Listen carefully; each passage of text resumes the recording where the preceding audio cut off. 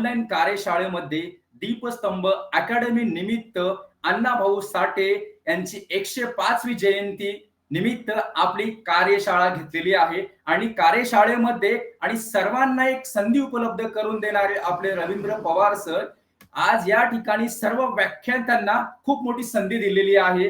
तर आपल्या सर्वांचे लाडके सन्माननीय पवार सर, या कार्यक्रमाचे अध्यक्ष सबुरीताई पवार, सन्माननीय इतर सर्व उपस्थित बंधू भगिनी व मित्रजन हो, मी बसवकांत काटकळंबे तुमच्या समोर अत्यंत महत्वाचा विचारपूर्वक आणि सर्वांच्या आवडीचा आणि सर्वांना विचार करणारा लावणारा विषय म्हणजे अत्यंत सर्वांच्या काळजाच्या जवळचा आहे। शिक्षण नसतानाही प्रगल्भ विचारांचा 9वा अध्याय।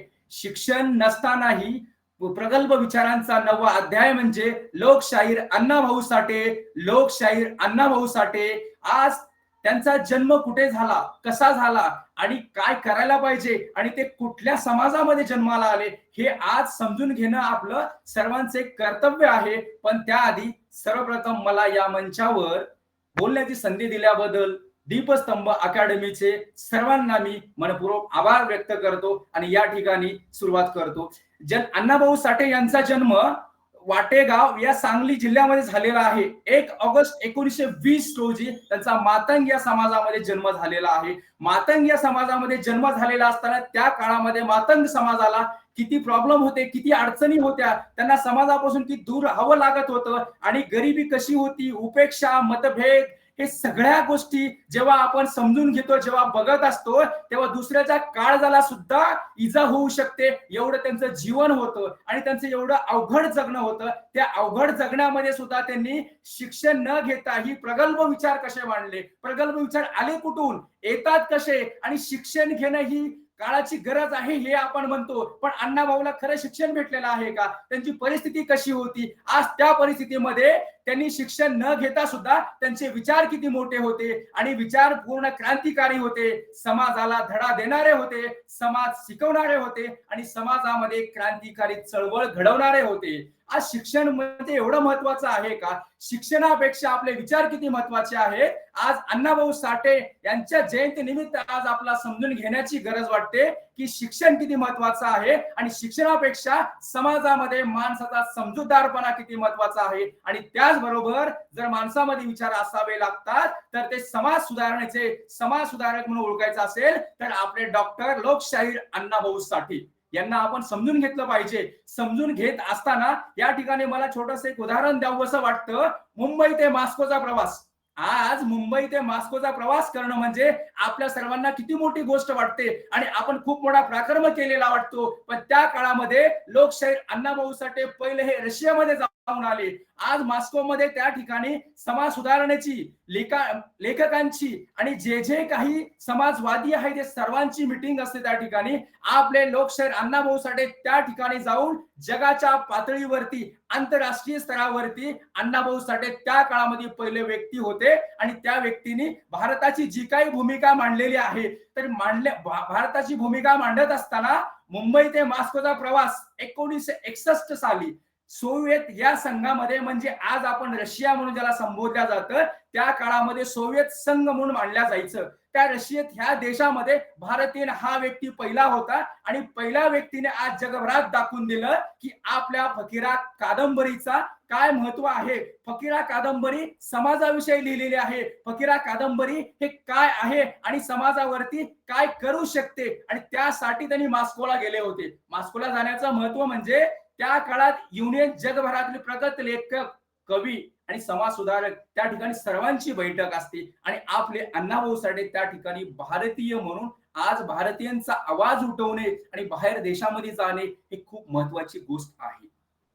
आपल्याला या ठिकाणी खरंच असं वाटतं का मुंबईमध्ये एका झोपडपट्टीतला माणूस मॉस्कोमध्ये जाऊ शकतो का, कसा जाऊ शकतो, कशी सुरुवात करू शकतं आणि थेट मॉस्कोत जात असताना त्यांचं कार्य सुद्धा तसं असावं लागतं आणि त्या कार्याची गोष्ट आज सांगायची म्हटले आपण आज सांगायचं काम करतो, पण खरंच आपण स्वतः जीवनात उतरवायचं काम करतो का, नाही करत। मग ते आपण काम करायला पाहिजे। फक्त त्या गोष्टी आपण ऐकून होत नाहीत किंवा आपण वाचून होत नाहीत, फकीरा कादंबरी सर्वांनी वाचलेली आहे, पण ती खरी आचरणात आणलेली आहे का? आचरणात आणणं किती महत्वाचं असतं या ठिकाणी मला छोटंसं एक उदाहरण द्यावं असं वाटतं. आपली जी कविता आहे गुरु ठाकूर यांची, आयुष्यामध्ये जगत असताना काय करावं लागतं त्यांनी एक छोट्याशा कवितेमध्ये सुद्धा सांगितलेलं आहे. तर ती कविता अशी आहे, आव्हानाचे लावून यात्तर. आव्हानाचे लावून यात्तर. आयुष्यामध्ये जगताना आपण आव्हानाचं अत्तर लावलं पाहिजे. आव्हानाचं अत्तर म्हणजे काय करावं लागतं? आपल्या पुढे एखादी गोष्ट ठरवावी लागते, आपल्याला एखादा समाज सुधारक व्हावा लागतो आणि आपल्याला एक नागरिक सुद्धा व्हावं लागतं. एक नागरिक असा व्हावा लागतं, देश सुधारण्यासाठी तो चांगला नागरिक व्हावा लागतं. म्हणून आपल्याला आव्हानाचे अत्तर आपल्याकडे असले पाहिजे, आपल्याकडे गोल असले पाहिजे. फक्त आपण समाजामध्ये येऊन आपल्यासाठी जगणं म्हणजे ते आपलं जीवन नाहीये. जीवन समजून घ्यायचं असेल तर खरं जीवन लोकशाहीर अण्णाभाऊ साठेने जगलेलं आहे. शिक्षण नसतानाही, परिस्थिती नसतानाही आज समाजाला काहीतरी देऊ शकतो आणि समाजाला काहीतरी द्यावं लागतं, समाजाचं काहीतरी देणं असतं. आज त्यांना पाहिल्यावर आपल्याला समजतं. आज त्यांनी सामाजिक परिवर्तनाचा लढा दिला. सामाजिक परिवर्तनाचा लढा देत असताना त्यांच्या समोर डॉक्टर बाबासाहेब आंबेडकरांचे विचार होते. प्रभाव मार्क्सवादी मिश्रण या विचारामध्ये राष्ट्र दिसून आणि त्यांनी समाजात बदल घडवण्यासाठी फक्त आणि फक्त लेखकच नव्हे तर समाज सुधारक होते, आज क्रांतिकारक होते आणि प्रत्येक गोष्टीमध्ये अग्रेसर होते. पण त्यांनी ही भूमिका कधीच सांगितलेली नाही की ती भूमिका आपण सांगत असतो. शिक्षण शिकण्यासाठी वेळ नाही आपल्याकडं, शिक्षण घेण्यासाठी पैसा नाही आपल्याकडं, शिक्षण घेण्यासाठी आपल्याकडे समजूतदारपणा पाहिजे. फक्त शिक्षण घेण्यासाठी कारण नाही लागत. ज्याच्याकडे कारण आहेत त्याच्याकडे कधीच मार्ग नसतात आणि ज्याच्याकडे इच्छा आहे तिथे मार्ग आपल्या समोर येऊन थांबलेली असते. म्हणून सर्वांनी एक गोष्ट लक्षात घेतलं पाहिजे, प्रत्येक गोष्टीला एक आपण कारण सांगतो, पण कारण न सांगता कारणाच्या पलीकडे गेले प्रत्येक वेळेस संधी माणसाच्या समोर येत असते, पण त्या संधीला कधीही कान, नाक, डोळा, हात, पाय, धड काही नसतं. अदृश्य संधी असते. अदृश्य संधीचं आपण आहे ना सोनं केला तर ते खरं जीवन जगल्यासारखं असतं. आणि खरे जीवन कोण जगले? लोकशाहीर अण्णाभाऊ साठे, बाबासाहेब आंबेडकर, छत्रपती शिवाजी महाराज, छत्रपती संभाजी महाराज, महात्मा गांधी. आज आपल्याकडे कितीतरी महापुरुषांची नावं सांगण्यासारखी आहेत, पण नावं सांगून होत नाहीयेत. तर त्यांच्या नावापेक्षा त्यांचे विचार आपण आचरणात आणले पाहिजे, ते विचार आपण अंमलात आणले पाहिजे. तेव्हा खरे महापुरुषांचे विचार आपल्या समाजामध्ये उतरतील आणि खरे महापुरुषांचे विचार आपण विचारात आणल्यासारखे वाटतील. फक्त आपण जयंत्या करून साजरी होणार नाहीये किंवा आपण लोकांना सांगून होणार नाहीये, तर ते स्वतःपासून करावं लागल, तेव्हा दुसऱ्यापर्यंत पोहोचेल. एक म्हण आहे, राजकारणात माणूस गेल्यानंतर एक नेता होऊ शकतो, पण त्या नेत्याला पुढे पुढे जायचं असतं. गावाकडे बघायला, लक्ष द्यायला वेळ सुद्धा नसतो. पण आधी गाव सुधारेल तर राष्ट्र सुधारू शकतं. म्हणून स्वतः सुधारेल तर समाज सुधारू शकतो. समाजाला समाज हितकारक सांगून चालत नाही, तर स्वतः सुधारून दाखवावं लागतं. तेव्हा आपण समाजाकडे ऑटोमॅटिक गेल्याशिवाय राहत नाही. आणि अण्णाभाऊ साठेंचे किती कार्य सांगण्यासारखे आहेत. अण्णाभाऊ साठे न शिकलेल्या असताना सुद्धा साहित्य आणि लेखणीची क्रांती, आज साहित्य आणि लेखणीची क्रांती त्यांनी कशी केली? प्रत्येक ठिकाणी आवाज उठवावाच लागतो का? नाही उठवायची गरज. आज अण्णाभाऊ साठेकडे बघितल्यानंतर असं वाटतं साहित्य आणि लेखणीपासून सुद्धा क्रांती घडवता येते. शिक्षण नसतानाही त्यांनी तब्बल 35हून अधिक पुस्तके लिहिलेली आहेत. आज आपण एक तरी पुस्तक लिहू शकतो का? आपल्याकडे पीएचडी झालेली आहे, आपण एमबीए झालेला आहोत, आपण मास्टर ऑफ डिग्री केलेली आहे, आपल्याकडे लॉट ऑफ नॉलेज आहे, पण आपण त्याचा कधी फायदा घेतलेला आहे का? ज्यांच्याकडे शिक्षण नसतानाही 35हून अधिक पुस्तकं लिहिलेली आहेत आणि फकीरा हे अत्यंत कादंबरी सगळ्यांच्या काळजाला ओघवणारी गोष्ट आहे. सगळ्याच्या काळजाला भिडणारी सर्वश्रेष्ठ म्हणजे फकीरा ही कादंबरी आहे. फकीरा ही फक्त कशासाठी होती? लिहिण्यासाठी आणि अशा झाकून ठेवण्यासाठी होती का? ज्याने दलित समाजाची व्यथा आणि संघर्षाची भाषा केलेला आहे आणि जे लोकांसाठी समर्पित करून लिहिलेला आहे, ती म्हणजे फकीरा आहे. आणि त्यापासून त्या फकीरामध्ये जे जे काही आहे ते आपण वाचून जरी आचरणात आणलं तरी आपला समाज सुधारू शकतो. आज आपल्याला काय करण्याची गरज आहे? आपल्याला फक्त बघून कॉपी पेस्ट करण्याची गरज आहे, पण आपल्याला वेगळं काही करण्याची गरज आहे का? वेगळं काही डोकं लावण्याची गरज आहे का? महापुरुषांनी खूप काही भरभरून दिलेला आहे. विंदा करंदीकरांच्या कवितेचा जर विचार केला आज या ठिकाणी, देणाऱ्याने देत जावे आणि घेणाऱ्याने घेत जावे, घेता घेता देणाऱ्यांचे हात घ्यावे. म्हणजे याचा अर्थ काय? फक्त हातच घ्यायचं नाहीये, आपल्या विचारात देण्याची दानत ठेवली पाहिजे, आपल्या हातामध्ये देण्याची दानत ठेवली पाहिजे. तेव्हा त्या कवितेचा अर्थ सफल होतो आणि तेव्हा त्या कवितेचा अर्थ समाजापर्यंत पोहोचवतो. फक्त आपल्याकडे कुठलीही गोष्ट ठेवून फायद्याची नाहीये. म्हणून जे जे आपण असे ठावे ते इतरांशी सांगावे, शहाणे करून सोडावे सकळ जन. तुकाराम महाराज सांगतायत की तुकाराम महाराजचे विचार आपण घेतले पाहिजेत. त्यांनी अजून एक सांगतायत, निंदकाचे शेजार असावे घराई. म्हणजे निंदकाचे शेजारी घर असेल तर निंदक तो आपल्याला कधीच निंदक म्हणून समाजायचं नाही, आपण त्याला वंदक म्हणायचं. जर त्यांनी आपले निंदा करत असतील तर आपली प्रगती झाल्याशिवाय राहणार नाही, ते पण कमी वेळामध्ये अल्प काळामध्ये आपली प्रगती होऊ शकते.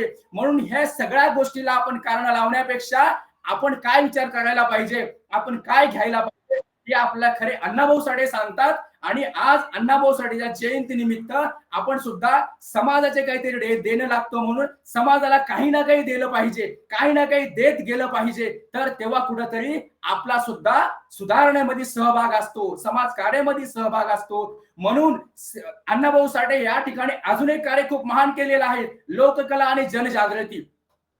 आपल्याकडे लोककला अनेक ठिकाणी उत्सव होतात, अनेक ठिकाणी जनजागृती घडते का हो? नाही घडत. म्हणून लोककलेतून सुद्धा त्यांनी जनजागृती दाखवलेली आहे.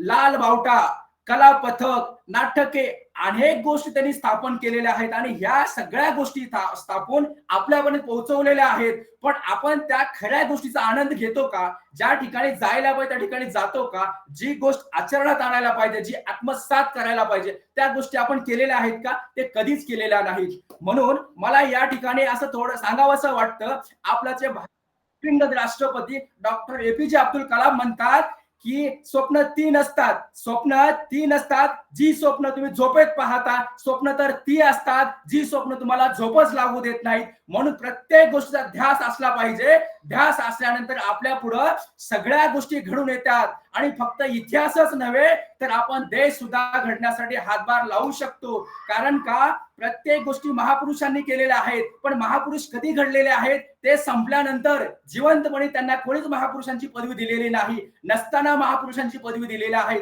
नसताना मान दिलेला आहे, नसताना सन्मान दिलेला आहे. पण हा मान आणि सन्मान कधी भेटला पाहिजे? तो जिवंत असताना भेटला पाहिजे. ते तर खरी आपली क्रांतिकारक आहे, ते तर आपल्याकडे खरे विचार आहेत आणि ते लोकांपर्यंत पोहोचवले पाहिजे. आज आपल्या या ठिकाणी सर्वांना आठवड्यात शनिवारी असेल किंवा प्रत्येक महापुरुषांची जयंती असेल किंवा कोणता छोटासा उत्सव असेल तर ते उत्सवाचं कार्य घेण्यासाठी करण्यासाठी आणि अहोरात्र जे कष्ट करतात आणि एकही वेळ न चुकता वेळेवरती हजर राहतात, ते सर्वांचे गुरुवर्य म्हणजे आज आपले रवींद्र पवार सर. आज सरांमुळे आपण सगळे एकत्र आलेलो आहोत. आज त्यांनी समाजाचं कार्य काम करतात, आज समाज सुधारण्याचं काम करतात. आज रवींद्र पवार सरांच्या पाठीमागे आपण सर्वांनी थांबलं पाहिजे.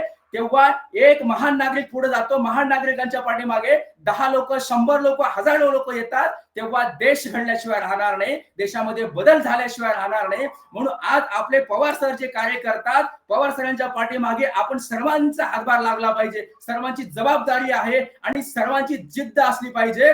ज्या ठिकाणी पवार सरांचा आवाज असेल त्या ठिकाणी दीपस्तंभाचे सर्व सदस्य असतील आणि हे कधीही विसरणार नाहीयेत. म्हणून मी सुद्धा एक दीपस्तंभाचा सदस्य आहे. एक सदस्य म्हणून सांगतोय की आज एक छोटी गोष्ट नाहीये. आपण एखादी गोष्ट काल शिकलेली आज विसरून जातो किंवा उद्या करायची विसरून जातो, पण पवार सर कधीच विसरलेले नाहीत. तर मला या ठिकाणी लोकशाहीर अण्णाभाऊ साठे 105व्या जयंती निमित्त मला पवार सरांमध्ये खरे अण्णाभाऊ साठे दिसत आहेत. कारण का? ते अण्णाभाऊ साठेंना बघायला मी तरी नव्हतो, मला ती संधी भेटलेली नाहीये, पण खरी मला संधी जे भेटलेली आहे ते आम्हाला आमचे गुरु पाहण्यासाठी. तर आमचे गुरु असे आहे की अण्णाभाऊ साठेपेक्षा सुद्धा कमी नाहीये. तर आज सर्वांनी तो विचार घेतला पाहिजे. सरांचे प्रत्येक मेसेज पहा की किती वेळेवर असतात, की सर्वांना आठवण करून देतात. खरंच आपल्याला असं वाटतं का आपण ह्या सरांप्रमाणे काम केलं पाहिजे, सरांच्या पाठीमागे काम केलं पाहिजे, सरांना आपण हात दिला पाहिजे. तर तेव्हा खरे समाज सुधारक निर्माण होतात आणि खरे समाजामध्ये खरी निर्मिती होते आणि तेव्हा निर्मिती झाल्यानंतर एक इतिहास घडतो आणि तो इतिहास पुढच्या पिढीने वाचत असतो. जसा काही आपण पाठीमागचा इतिहास वाचत आलेला आहे. पण आपण इतिहास वाचून काय केलेला आहे? फक्त वाचायचा, झाकून ठेवायचं.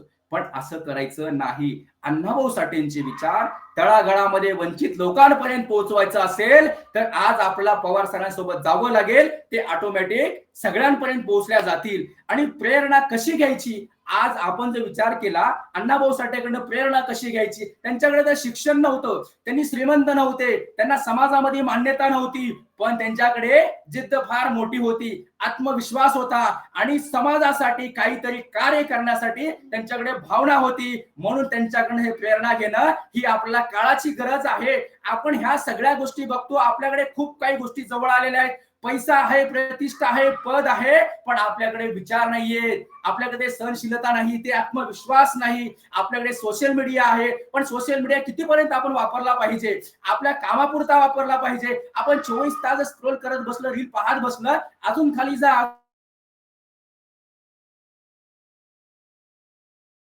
का पुढच्या स्टेपला जा, पुढची संपली का त्या पुढच्या जा. आपण कितीही पुढे गेला तर अजून एकूण एक रस्ते अवघड असतात. तसे रील्स मध्ये आहे, आपला चांगला अमूल्य वेळ वाया घालवण्यापेक्षा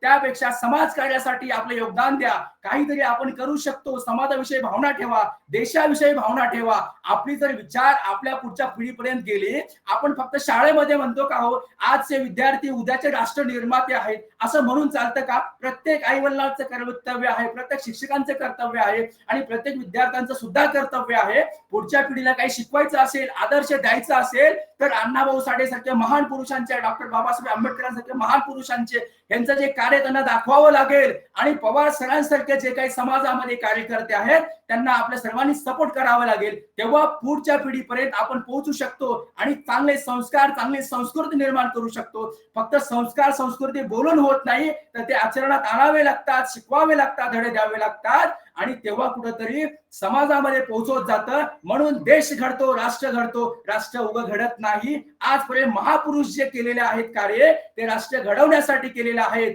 संस्कृती टिकवण्यासाठी केलेले आहेत, किंवा शिक्षण नाही म्हणून थांबलेले नाहीत. आज आपले अण्णाभाऊ साठेंचं उदाहरण घ्या, शिक्षण नसतानाही ते गोष्टी करू शकतात. आज उपसंवाद कसा असतो, उपकार्य कसे असतात, आज पुस्तका कसे लिहायचे, कादंबरी कशी लिहायची आणि पोवाडे कसे लिहायचे. आज शिवाजी महाराजांबद्दल सुद्धा त्यांनी लिहितात, शिवाजी महाराजांचा पोवाडा गातात. त्यांनी हा विचार केला का कधी की समाजामध्ये त्यांनी मराठा समाजाचे होते, मी मातंग समाजाचा आहे, मी हा विचार करायला पाहिजे का? आज त्यांच्या डोळ्यामध्ये कधीतरी भाव निर्माण झाला असेल का? त्यांनी हा कधी विचार केला असेल का?